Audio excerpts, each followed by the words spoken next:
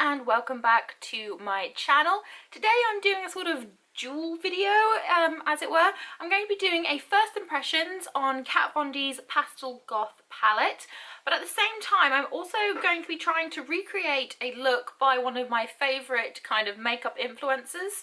So her name is Becca Boo 318, and I don't know, this is probably going to show up on the screen or not. Okay, so she's doing a giveaway, and the rules are that you recreate one of the looks that she's put on here and you tag her in it and things like that. So it's really cool, really fun. I know that I'm not good enough to even be considered, but I really want to recreate one of these looks, enter the giveaway because obviously have to be in it to win it sort of thing. But I've seen some of the people who've entered this and Lord, they are good. So I have no kind of crazy idea that, oh my god, I could win this. No, just no. But I would like to recreate one of her looks, so I'm going to try and recreate this one down here as well today. So we're going to review the Pastel Goth palette, and then I will carry on and do the kind of confetti liner and dots and things like that. So hopefully it'll be an interesting video. Let's dive straight in there and get started. So for those of you who haven't seen, this is what the Pastel Goth palette looks like. I've zoomed in a little so that you can see the detailing a little bit better. I've already primed my eyelids. Usually with kind of pale colours like this, I usually use a white based primer, but I decided, as this is a first impressions and I want to see how pigmented the product is by itself, I haven't used a coloured, like a white primer to make the colours really pop. So it'd be interesting to see how these colours look on my skin. I'm going to start off, I think, with the white, which is called Skull. And I'm going to take a fluffy unicorn brush by Makeup Revolution, and I'm going to just put that white all over the lid. Oh wow, okay.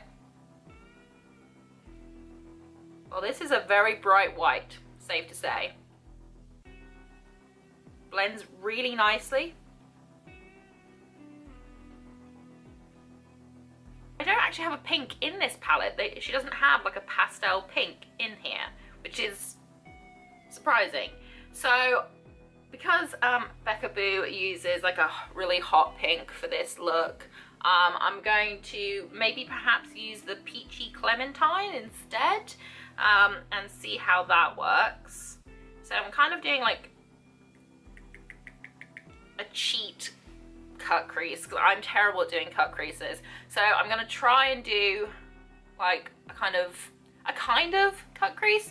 Again, this is an interpretation of her look, and she said, you know, do the colors and things, whatever you want to do. So fingers crossed this turns out not too bad. So what I'm doing is I'm taking Clementine, I'm just putting it in my crease for now with a pencil brush.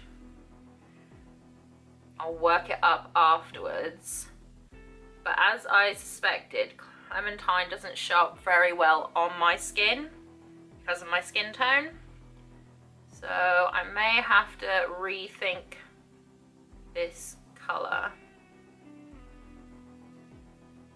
Okay, so I have Clementine in my crease. It doesn't show up very well because of my skin tone, so what I'm going to do is I'm going to take a bit of Meow and then gently blend that in over the top. I'm going to be using my favourite Smith 230 brush. It is my favourite fluffy blending brush in the world. So I'm going to take some of Meow, which is kind of a soft lilac-y shade, and just gently blend that over the top of Clementine.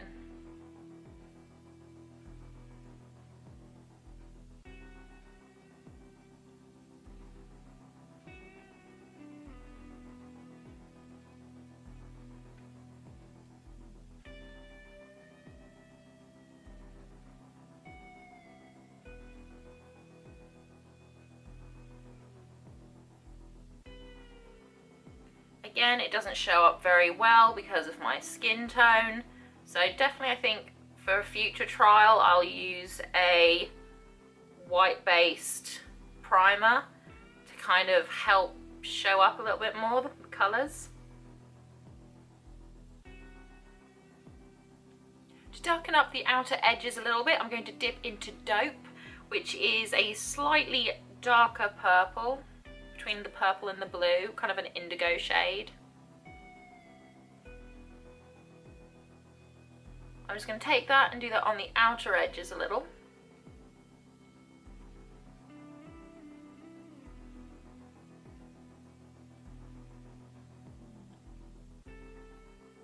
I'm finding I'm getting a lot of fallout from this palette, which if you've been reading any of the drama about the Anastasia Beverly Hills subculture palette, I'm finding it really funny because I've got a lot of fallout on this particular palette, and no one mentioned that in any of their reviews of Kat Von D. They're all like, oh yeah, it's great, look how pretty it is. Or at least none of the reviews I've seen, but they're completely slaying Anastasia Beverly Hills alive for having like a lot of fallout on her palette.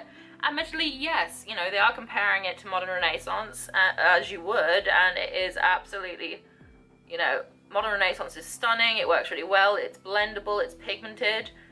I have ordered Subculture, so I will be doing a first impressions review on that, but I am noticing a lot of fallout from this Kat Von D palette, so it is something to think about when purchasing it.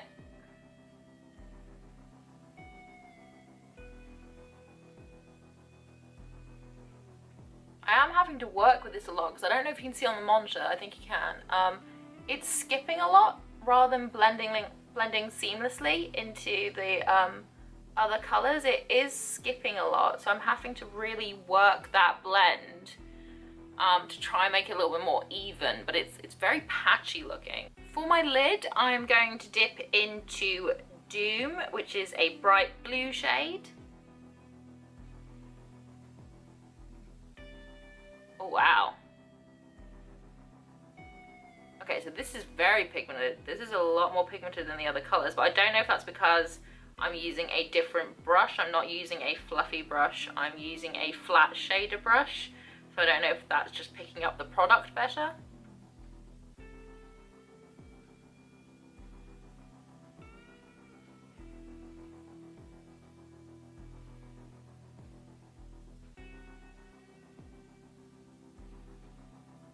Now that I've got the top lid done, I'm going to do the under eye. I'm going to start with Star and put that just in the inner corner and outwards. I sadly don't have beautiful inner corner space like Becca does, but yeah, I'm going to try and make this work.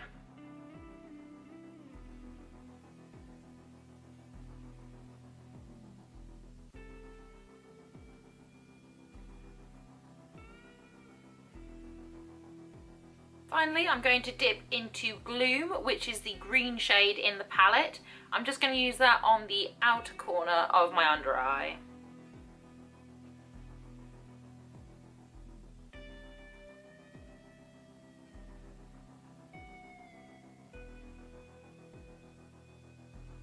Seeing as I've used almost every single colour in the palette apart from one called Dagger, I feel like I should use Dagger somehow.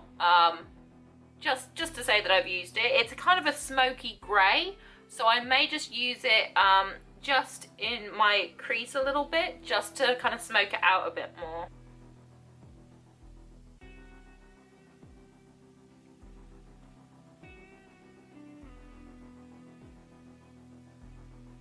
So as you can see, there's quite a lot of fallout from the palette itself, especially when I was using Meow. Meow's got a lot of fallout to it. Overall, thoughts on the palette? It's nice. The white and the blue seem to be the most pigmented on my particular skin colour. I liked it. It blended quite well for some colours, but some colours kind of skipped a little bit, so I had to work that a little bit harder for it. Is it worth the price that it is? I'm not sure. I'm not sure. Honestly, not sure that it is. It does have a lot of fallout. And unless you have particularly kind of pale or really, really dark skin, it's probably not going to show up very well. If you have kind of mixed race skin like mine and you're all kind of mid-toned, it kind of blurs out a lot of the colours. But yeah, it's an okay palette. I just don't think it's the best palette out there. So that was my first impressions on the Pastel Goth palette by Kat Von D. If you want to carry on watching me recreate the Becca Boo look, then stay with me and we'll just carry on. I've zoomed you back in again so you can see the details again. Okay, so a lot of the kind of confetti looks and things that I do using kind of really small detailing brushes, but whilst I was away I also purchased some nail detailing kind of stick things. These are used for nail art predominantly, but they are super duper good for doing confetti looks. And I found out recently that Becca Boo uses the exact same set that I do, so that's pretty cool. So I'm going to try and recreate the confetti look using these little tools here. I'm probably going to do like a plethora of colours rather than, I think she only used 4 colours for her look, but I'm probably just going to use a plethora of colours because why not? So starting off with the smaller dots and then working up to some of the bigger ones. We're going to do the whole confetti liner up and round, and she's done hers a little dotted into her crease, so I'm going to try and do that, or at least just above my crease, because obviously having hooded eyes is a pain. So we're going to try and do something with this. I'm going to start with NYX's liquid liner in white.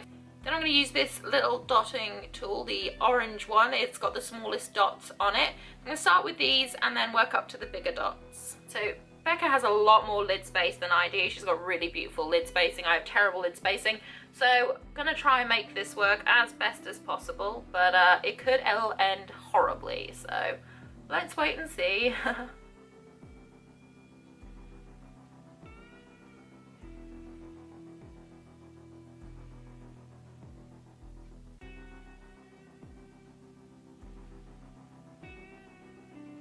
Really helps if you have a steady hand for this sort of thing. I do not have steady hands, so it's a bit of an effort sometimes to do like really detailed work. I love confetti liner because it doesn't have to be symmetrical a lot of the time, but because I'm recreating someone else's work, I feel like I have to be like more precise. Okay, so this eye is looking a lot better than this eye, so maybe if I just constantly look like this all the time, it'll be fine. So that's the white down. Beautiful thing about these nail art things, they're so easy to clean. You just take a makeup wipe and just wipe off the excess, and then you can start again on a different colour, which is super duper helpful. I think the next colour I want to do is a really bright colour, so I think I'm going to use the Stargazer UV eyeliner in orange.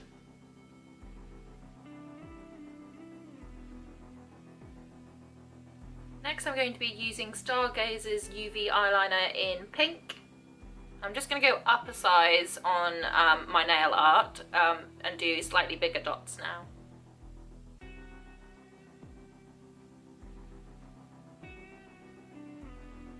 Okay, so in the picture she has 2 dots down here and 2 right up here, so I'm going to do them in pink, I think.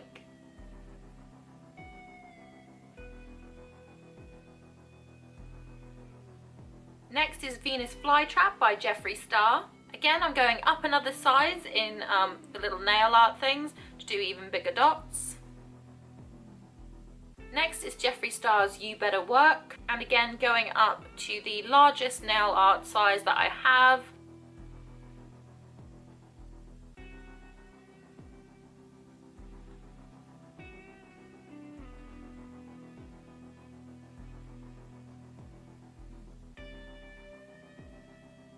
I'm just going to go back in with the white just to kind of add a little bit more in there, because a lot of the white's been lost because of the other colours. So I'm just going to take a small, my small orange detail brush and just add in a bit more white just to accent those lines a bit better.